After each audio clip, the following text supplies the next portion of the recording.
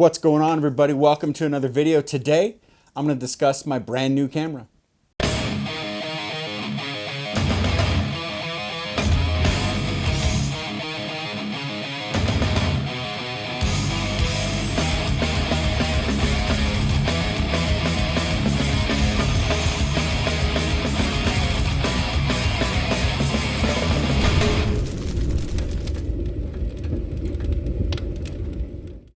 So I've been keeping a close eye on a couple different Canon cameras that have come out since last year. When the Canon R7 was announced, I watched anything I could find on it. I learned a lot about it, but still on the fence. So much so that I didn't buy it when it came out.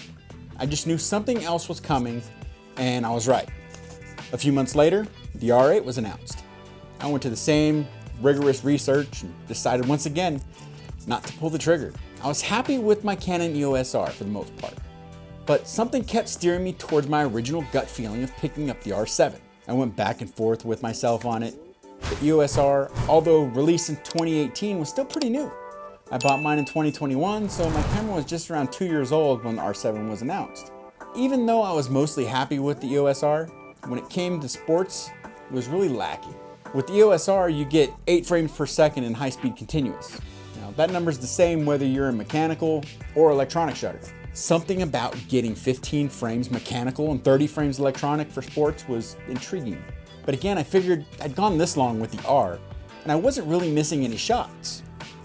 That's until I went to shoot some baseball for the local newspaper. Now, I got a lot of great shots, and even in 8 frames, I was able to get some ball on bat shots, but not as many as I'd like to have got. I also shot some softball and had the same result. Even though the pitches were slower and the swinging of the bat was not as fast, I still didn't get as many of those shots as I wanted. So I started thinking more and more about the R7. Did I need to switch back to an APS-C censored camera? Would the R8 be a better purchase for me? I don't know. I mean, I had the 80D and I went from the 80D to the EOS R. Do I want to go back? So again, I did research, but this time I compared the specs as well as watched a lot of videos and reviews on both cameras by people who owned them. And I got to see and hear from those people that have been using both.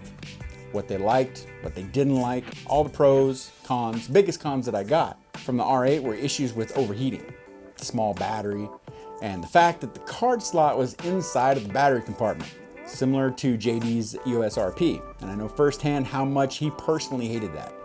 And also how often I had to wait for him to pull his card out so I could offload his footage since he used battery grip. Then there were the cons of the R7. Crop sensor. Right there. That's what always would keep me from it. Now, it's not going to do so great in low light. No battery grip for this camera at all. And most of all, rolling shutter while using an electronic shutter. So it seemed like the R8 was a better choice until I took a few things into consideration, which were the pros. The R7 shot at a higher frame rate for sports photos. It inherits its autofocusing system from the R3. It has dual card slots, which are accessible on the side of the camera. And then there was the big one, the deciding factor, the battery. So why is that such a big deal? Well, I'll tell you. I have 15 LP E6N batteries. It's the battery that I use for my 80D, my EOS R, and I have a lot of money invested into that particular battery. I'd have to start all over and switch to a battery that was kind of inferior to the battery that I was already used to. So with all the pros and cons weighed, I made my choice. I just want to interrupt the video real fast. A lot of you guys know that back in 2020, I made a full-length feature film called Dollface Terror on Route 9. It's now available on Tubi, so if you would, do me a favor. The link is in the description. Go to Tubi, it's a free app. Watch Dollface Terror on Route 9. Let me know what you think about it in the comments. The more views I get on there, the better it helps me. Everything that I make from that goes to this channel. So if you guys could do that, I would greatly appreciate it. Now let's get back to the video. I went with the Canon R7.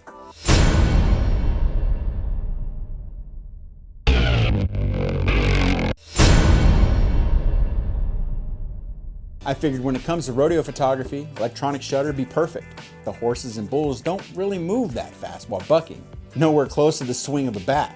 I know this because I used electronic on my EOS R for both baseball and rodeo. Now, mechanical would come in clutch with baseball and football, as well as any other type of motorsports I happen to be shooting. Plus, since I'm expanding some of my services into doing weddings, the dual cards would be perfect for redundant shooting to ensure that I have a backup of the photos.